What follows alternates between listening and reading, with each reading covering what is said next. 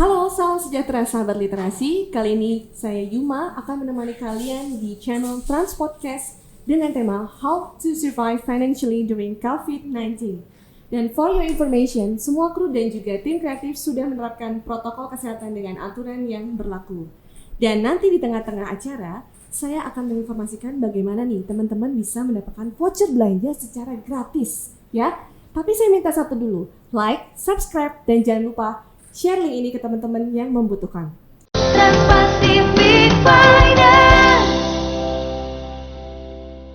Nah, sahabat literasi, sekarang kita akan mengulas nih bagaimana kita mengelola keuangan di masa pandemi ini sehingga kita merasa nyaman dan aman secara finansial. Maka dari itu, di Studio Trans sudah hadir narasumber yang merupakan salah satu direktur dari PT Trans Pacific Finance. Beliau adalah lulusan S2 Magister Hukum dan sudah berkecimpung lama di dunia pembiayaan sejak tahun 2001. Halo Pak Sularto, selamat datang. Terima kasih sudah meluangkan waktunya Bapak. Ya, terima kasih kembali. Bagaimana kegiatan Bapak selama ini di masa pandemi? Kegiatan saya selama pandemi, kalau dulu masih pandemi, tentunya kan ada pembatasan ya. Artinya aktivitas di kantor tidak full, ada bisa WFH, bisa WFO. Kemudian tapi saat ini sudah memasuki masa new normal ya. New normal, betul Jadi Pak. kegiatan sudah hampir normal sehingga aktivitasnya ya banyak ke kantor. Banyak ke kantor ya. Terus bagaimana Bapak meluangkan untuk berolahraga Pak?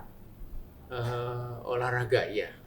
Di masa pandemi ini kita memang wajib menjaga daya tahan tubuh. Tentunya dengan cara minum vitamin ataupun olahraga. Nah, olahraga ini saya lakukan biasanya pagi hari sebelum ke kantor. Saya sempatkan untuk jalan kaki sebentar, mungkin antara 15 sampai 20 menit. Wih, hebat loh, beliau ini masih sempat loh pagi-pagi olahraga biar fit ya Pak kalau ke kantor ya Pak ya? Ya, itu kan kesehatan sangat penting untuk kita semua. Karena kalau kita tidak sehat, tentunya tidak akan bisa beraktivitas dengan baik. Ya, betul sekali. Kira-kira untuk perusahaan pembiayaan sendiri, bagaimana nih langkah-langkah strategis yang harus dilakukan sehingga kita bisa lancar nih secara finansial? Ya, langkah-langkah perusahaan pembiayaan untuk menghadapi pandemi atau COVID atau debitur yang terdampak ini secara umum sebetulnya sama ya, karena panduannya kita mengacu ke pemerintah maupun regulator yang mengatur mengenai pemberian restrukturisasi atau relaksasi kepada debitur yang terdampak langsung COVID-19. Restrukturisasi ya Pak ya? Oke, itu bisa dikasih contoh nggak Pak? Restrukturisasi. Ya, restrukturisasi di sini tentunya dengan syarat dan ketentuan yang berbeda-beda ya, berbeda-beda antara satu perusahaan dengan perusahaan lain. Contohnya, misalkan perusahaan A memberikan relaksasi atau memberikan restrukturisasi. Restrukturisasi di sini bisa dengan pembayaran angsuran parsial atau sebagian, atau bisa juga dengan perpanjangan waktu. Contohnya, debitur A ini kredit di perusahaan pembiayaan B, kemudian angsurannya 1 juta misalkan. Nah, dia karena kesulitan, pendapatannya berkurang, dia sanggupnya hanya bayar 500.000. Nah, itu ajukan ke perusahaan pembiayaan dengan skema restrukturisasi, jadi pembayaran partial payment, misalkan seperti itu. Bisa juga perpanjangan waktu sehingga dengan demikian angsurannya akan lebih rendah atau lebih menurun dari sebelumnya. Perpanjangan waktu di sini berarti tenor ya Pak ya? Ya, perpanjangan waktu misalkan dari 24 menjadi 36 dan sebagainya gitu, atau dari 12 menjadi 24 gitu. Oke. Kalau dari sisi penagihan bagaimana Pak? Dampaknya itu karena pembatasan gerak orang gitu, jadi door to door atau nagih langsung ke debitur itu tidak bisa dilakukan. Nah, triknya bisa menggunakan diarahkan melalui e-commerce, tentunya yang sudah bekerja sama ya dengan perusahaan pembiayaan tersebut.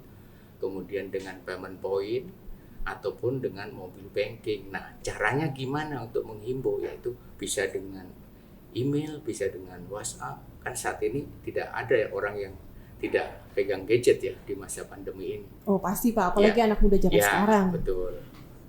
Nah, tadi kan sudah yang pertama adalah restruktur. Nah, yang kedua langkah strategisnya juga melihat dari cara penagihan. Nah, untuk dari internal sendiri, untuk perusahaan pembiayaan, apalagi yang bisa dilakukan Pak langkah-langkah strategisnya? Ya, tentunya untuk dari sisi internal itu penghematan itu, jadi dari penghematan OPEX ya istilahnya itu, atau kita di berbagai bidang kita coba mana yang bisa diefisiensikan atau dikurangi biayanya. Misalkan kita mau pengadaan barang ya selama masih kondisi pandemi bisa dikurangi. Kemudian pembatasan OPEX juga kita maksimalkan yang tadi saya bilang penagihan ke debitur sehingga meningkatnya NPL karena tidak tertagih atau tidak bisa tertangani penagihannya itu bisa dikurangi. Oke Pak, tadi kita sudah membahas strategis ya Pak, langkah-langkah strategis yang dilakukan. Nah, saat ini di era pandemi saat ini, saya nih sebagai anak muda atau mungkin teman-teman yang lain, kira-kira masih bisa tidak ya Pak mengambil kredit? Mungkin ada yang mau beli TV, ada yang mau beli mobil. Jawabnya bisa. Bisa, waduh. Tapi tentunya ada tools atau seleksi yang sangat selektif. Misalkan salah satunya 5C. 5C, apa itu 5C, Pak? ya. Cantik seperti saya, cakep seperti Bapak, atau bagaimana nih Ya, Pak? itu istilah analisa dalam kredit kita, biasanya kita menggunakan istilah 5C, itu yaitu karakter, capacity, kemudian kapital, kolateral, dan condition. Itu sudah umum digunakan, tapi tidak cukup dengan itu. Jadi kita juga menseleksi calon debitur itu dengan track record pembiayaannya. Misalkan dia masuk blacklist di SLIK atau tidak, kemudian nanti kita masih ada scoring system dan sebagainya. Intinya masih bisa mendapatkan fasilitas kredit maupun pembiayaan, tentunya dengan screening yang lebih ketat lagi. Kemudian sektor usaha atau pekerjaannya saat ini di bidang apa, nah itu sangat menjadi pertimbangan. Nah, tapi kan kita juga harus melihat penghasilan ya Pak ya.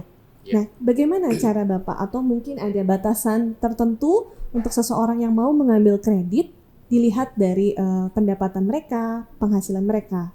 Ya, biasanya perusahaan pembiayaan atau kredit itu batasannya berbeda-beda ya, tapi umumnya menggunakan range itu maksimal 30-40% dari penghasilan. Oke, bisa dicontohkan Pak? Ya, misalkan begini, si A ini mau ngambil kredit katakanlah motor gitu, angsurannya dia 500.000 misalkan. Nah, artinya jumlah angsuran tersebut tidak boleh lebih besar dari 30% dari total pendapatannya. Oke. Nah, Kenapa? pendapatan di sini Pak, maaf saya potong.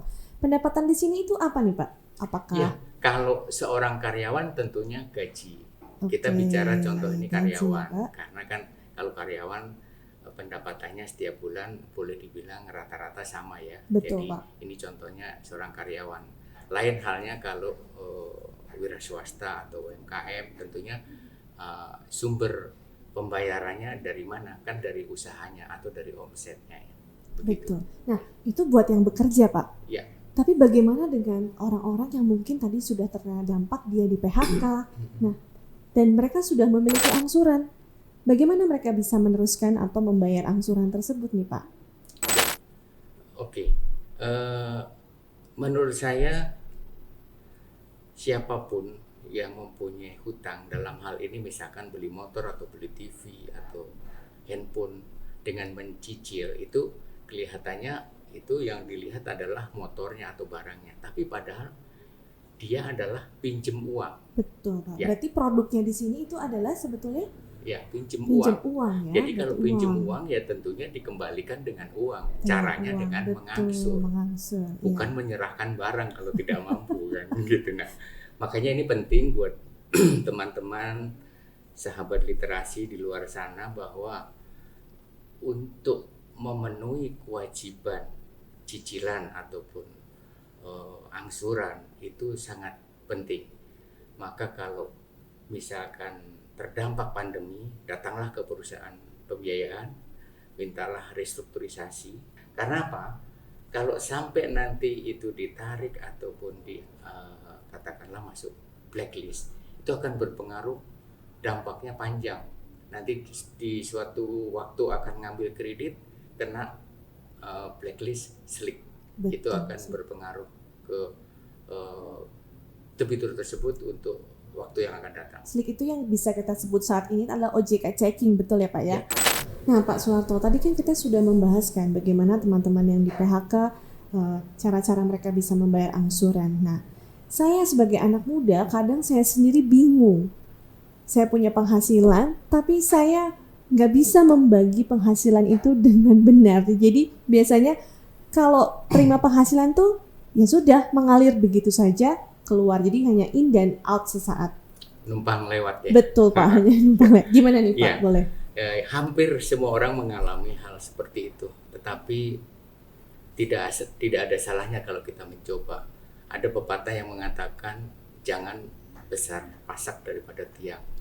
Nah itu menjadi acuan. Atau juga saya pernah membaca teori Maslow. Teori Maslow. Ya. Oh itu yang hierarchy of needs itu ya Pak? Ya. Itu lahir 1943 ya. 43. 2 tahun sebelum kemerdekaan. Tapi masih relevan. Masih Yaitu relevan. ada fisiologis, kemudian rasa aman, kemudian ada sosial, ada penghargaan dan aktualisasi diri. Tapi saya lebih ke fisiologis atau kebutuhan pokok. Nah, pemenuhan kebutuhan pokok ini misalkan makan, minum, bayar sekolah atau uang sekolah, kuliah, listrik. Nah, itu sudah harus ada budget, harus ada katakanlah ya tentunya ada pengalokasian atau sudah dibuat budget lebih dahulu sehingga yang penting harus diutamakan dulu. Tipsnya seperti itu kurang lebih. Wah seru ya Pak ya. Nah berarti fisiologis itu memang betul-betul kalau saya bisa bilang seperti kebutuhan primer ya Pak ya? Ya kurang lebih memang kebutuhan fisiologis seperti makanan, minuman atau sebetulnya kebutuhan primer ya, boleh disebut sebagai kebutuhan primer. Oke, kira-kira kalau selain teori Maslow, ada lagi tidak Pak? Selain tadi teori Maslow yang 5 kebutuhan tadi, yang keenam saat ini yang diperlukan adalah kuota atau wifi. Wah benar sekali itu sahabat Yang literasi, ketujuh, kuota. Itu baterai headphone. Oke, baterai headphone. Nah itu saya sebut kalau saya mengistilahkan kebutuhan kekinian. Karena di masa pandemi ini siapa sih yang tidak perlu kuota, wifi maupun baterai handphone atau laptop? Wah. Karena itu sangat mendukung aktivitas kita, baik sekolah, bekerja, bisa WFH. Sekolah kan sampai sekarang juga masih dari rumah, betul, online. Masih daring ya Pak ya, masih itu. online. Saya juga kalau ketinggalan dompet sama handphone, saya cari handphone Pak. Iya, saat ini bahkan orang ketinggalan dompet tenang saja, tapi begitu ketinggalan handphone, walaupun sudah masuk tol balik lagi. Betul sekali. Nah Pak, ini menarik sekali ya Pak pembicaraan dari awalnya sampai saat ini. Nah, sepertinya menarik Pak kalau bisa saya bikin pertanyaan buat sahabat-sahabat literasi semuanya. Ya, jadi buat sahabat-sahabat literasi, kita ada bagi-bagi voucher belanja. Jadi lumayan buat sahabat-sahabat bisa merasakan financial free untuk belanja. Nah, nanti informasinya kalian bisa klik link yang ada di deskripsi. Oke, kita lanjut lagi ya Pak ya.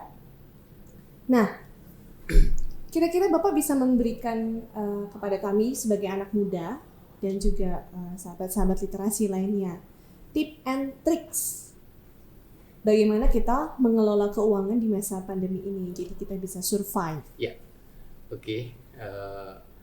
Menurut saya memang mengelola keuangan ini gampang-gampang susah ya, karena godaan walaupun tidak bisa ke mall tapi promo di online itu sangat menggoda. Betul, Pak. Ya, jadi yang pertama harus diprioritaskan adalah kita harus membuat anggaran keuangan.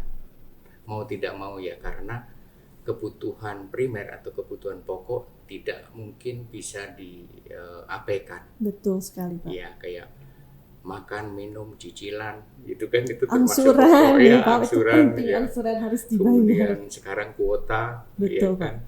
Kemudian menyiapkan dana darurat. Bagaimanapun kondisi pandemi ini kadang kita tidak mau sakit, tapi kalau sampai sakit dan tidak ada dana yang memang untuk mengcover itu akan berat. Kemudian yang ketiga, hemat. Di awal tadi saya bilang kalau di perusahaan kan penghematan OPEX di segala bidang.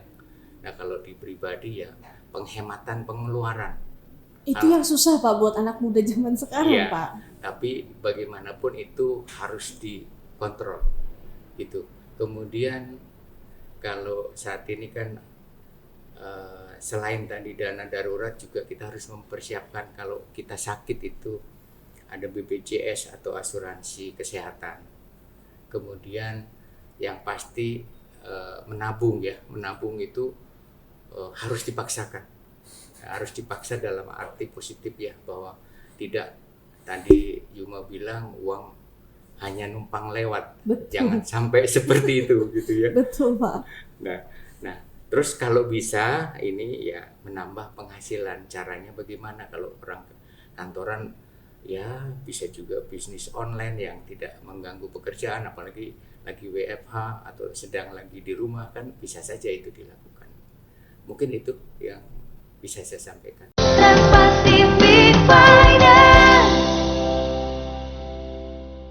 Terima kasih banyak Pak Suharto Terima sudah kasih hadir kembali, di studio Yuma. Transfinance. Nah, habis ini kegiatan Bapak apa nih, Pak?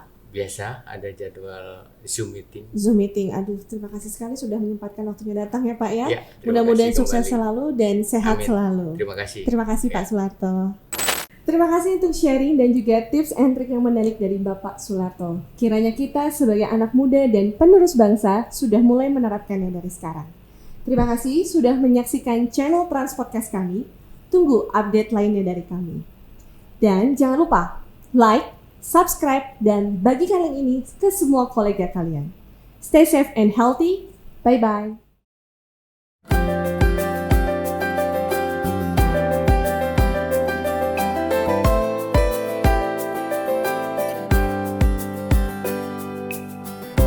Melangkah bersama Transfinance dalam mewujudkan yang Anda impikan.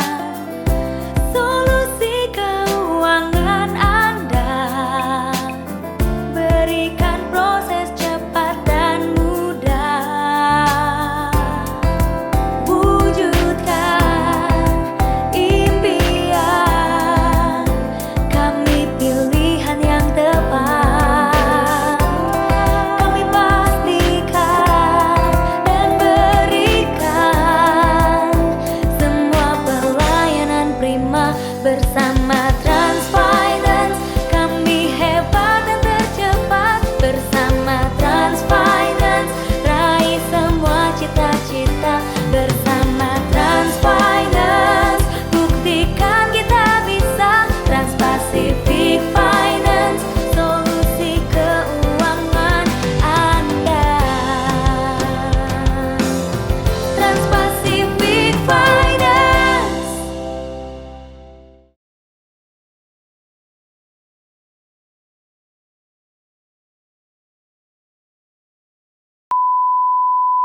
Kamu bilang yang apa?